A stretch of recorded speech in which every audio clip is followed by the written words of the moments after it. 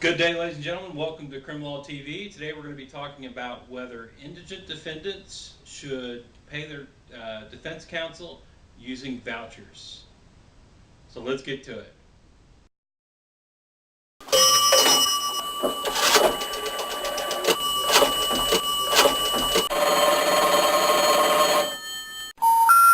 The number you have reached, 911, has been changed to a non-published number. Hi, I'm Ken Lammers. Welcome to Criminal Law TV.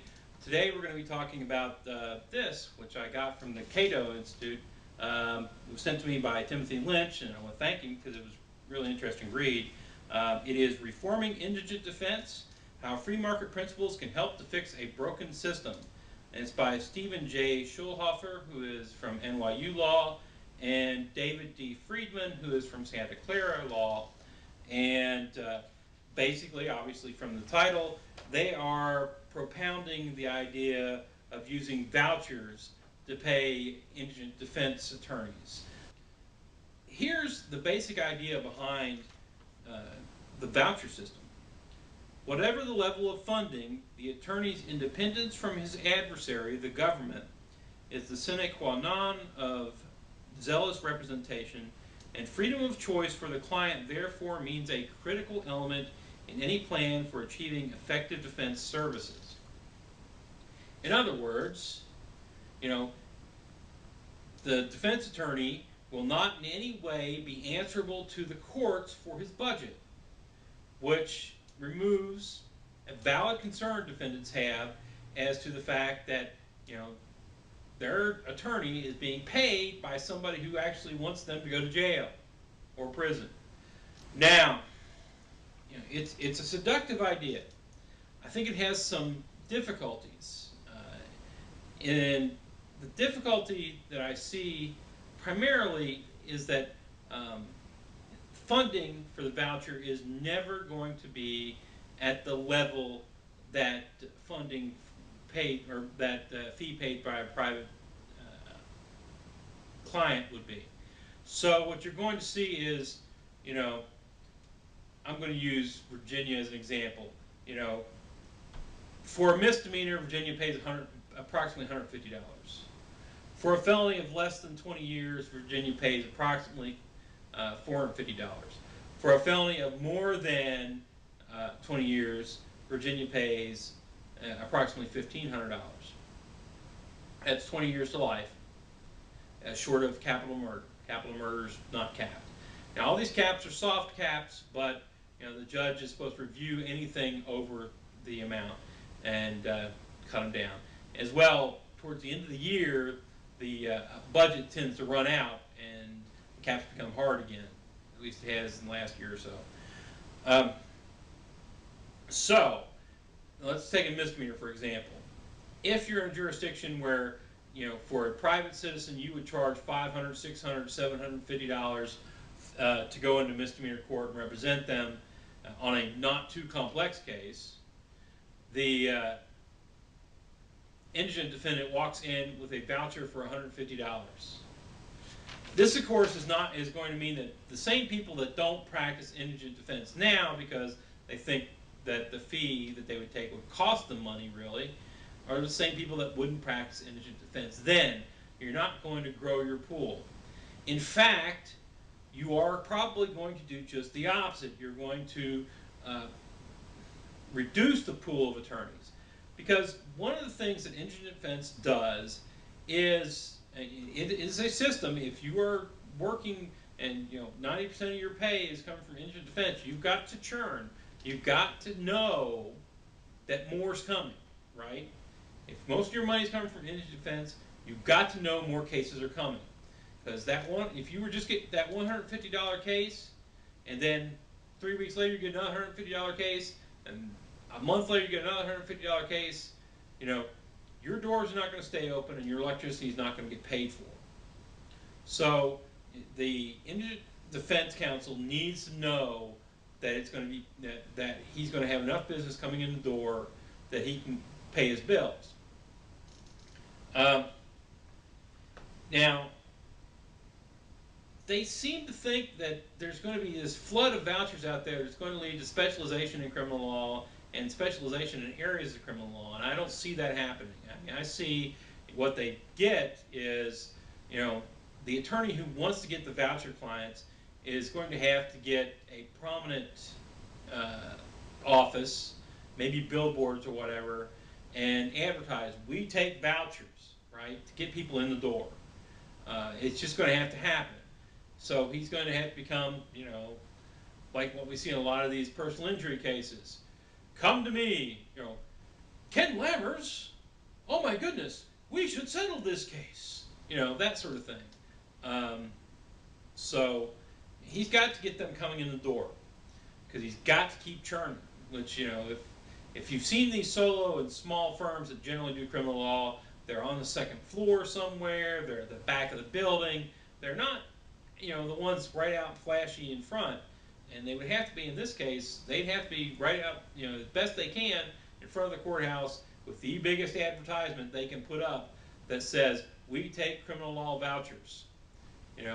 If your local bar will allow big neon signs, you put that big neon sign up because you've got to get those people coming in your door. Now, of course, that doesn't encourage further specialization. That means you're going to take, who comes in the door, whether it's misdemeanor reckless driving or a malicious wounding. Now, further problem is the complex case problem. They talk about that in here. There are going to be times where the defendant's going to walk in with that voucher, and the defense attorney isn't going to catch that it's a complex case, and he's going to lose, for a $150 voucher, he's going to lose the remainder of the $1,000 or $2,000 he spends on the case in time loss, at the very least. And then there are going to be the times when the defendant walks in with a voucher and says, hey, I got a $150 voucher, and the attorney realizes, oh my goodness, this is going to be at least a $2,000 case, and won't take it because it's that complex. Okay, this causes a problem, and their solution, the only real solution they offer, is mandatory taking of cases. So if you take any cases at vouchers, you got to take all cases with vouchers. So therefore, again, the guy who walks in with a reckless driving voucher, you have to take him. The guy that walks in with the murder voucher, you got to take him too. That's a difficult one. Their main solution, which I think, or their main pillar to hold this all up, which I think is a shaky one, is that defense attorneys will start relying on their reputation so that the defendants will walk in their door. The problem, of course, with this is that, as we all know, defendants are not very good judges on who's a good attorney and who's not. They see the guys who stand up there and scream and yell and say something like, Judge Marbury against Madison says that my client has this court to decide the constitutional issues, and he gets Brady, Apprendi, Miranda, and Batson. All those things guarantee his constitutional rights, and I think we should assert his constitutional rights today. And at the end of the day, we should not find this man guilty because this is a constitutional country, and he has constitutional rights. Now, every legal professional in that courtroom knows that that guy's just babbling, right? The folks sitting in the gallery, the defendant, they don't. They see that guy as fighting for them, knows the law, makes an impressive argument. The reality is that he's just showcasing, and that will get him clients. And everybody who's been in a courthouse sees these guys. They're out there. They're everywhere. On the other hand, the guy who does it quietly, who walks over to the prosecutor and goes, look, I know the guidelines say this guy should get a month, but he's going to lose his job. Can we get probation on this? And gets probation or, work release at the very least. That guy, nobody sees that. Nobody in the gallery sees that. There's not going to be splashy stories on the news about him.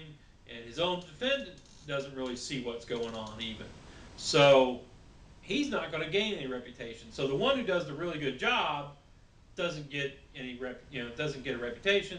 The guy who stands up there and bangs on the table and yells and screams and gets his client a weekend in jail or guilty, with a month in jail or whatever, he's going to get people come to his door. It's a difficulty that's always out there.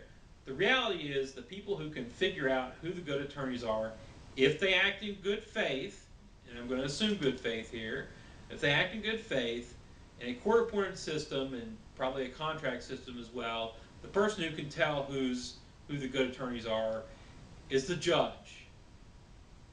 Okay? In a public defender system, the judge could probably also tell, but the person who's going to be charged with that is going to be whoever the head public defender is, who presumptively can figure out who are the attorneys he should put on the rape and murder cases and who are the attorneys he should put on the traffic cases. The defendants really aren't going to be able to figure that out very well. So reputation doesn't really help. As a matter of fact, it can make things worse.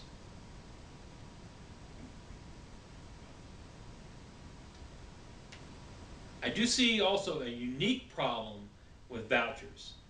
The problem being you hand the defendant his ticket when he comes to court, and then a month or 2 months later he comes back for his trial date and he hasn't got the attorney yet. Now, we've all seen this sort of situation in courts before. Usually it's, I'm going to hire an attorney person who then shows up in court, doesn't have an attorney hired. Which can cause all sorts of problems. Anyone who's been in court knows this.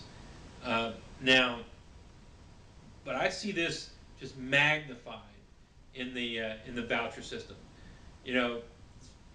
Judge hands him a ticket, and he's a malingerer. He just doesn't do anything, and he never goes out and tries to get an attorney, and comes back to court, I haven't got an attorney, judge. Okay. There's also bad faith people. I lost my ticket, judge. Or the guy who, if it's a system that doesn't use tickets or something like that, who goes out and talks to 5 or 6 attorneys, tells them all he wants to hire him, and causes whatever confusion he can, and the one who doesn't show up for court on his trial date says, that's the guy I wanted, or whatever, whatever kind of manipulations can be done to the system. I see these games being played. Now, there's also going to be the people who don't get it. They're confused, they just don't know what's going on. They come into court, and the judge, who's arraigning 30 people in this, at 11 o'clock and wants to be gone by 12, goes through the same mantra every time. Hands him the ticket and says, you understand? Yes, sir. They don't understand what's going on. And, so next time they come back to court, they got that ticket with them and they're ready to go. They think they're going to get an attorney or whatever. And, they're not ready. And, of course, there's going to be the people who don't have capacity. And that's going to be, somebody who's locked up in jail who can't go hire an attorney, or it's going to be people with physical and mental issues that keep them from going to hire an attorney. So the voucher system has this kind of built-in flaw in the games that can be played with it, or the problems that can arise from it. In conclusion, I think this is kind of a court-appointed plus system, right? So I think that it could work well. I think there has to be some tweaking on it.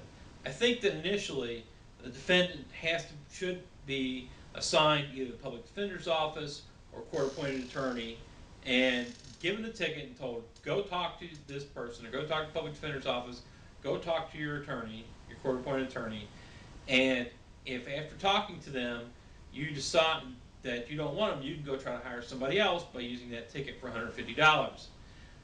The person we've appointed to you, the public defender or the court-appointed attorney, must represent you on the court date.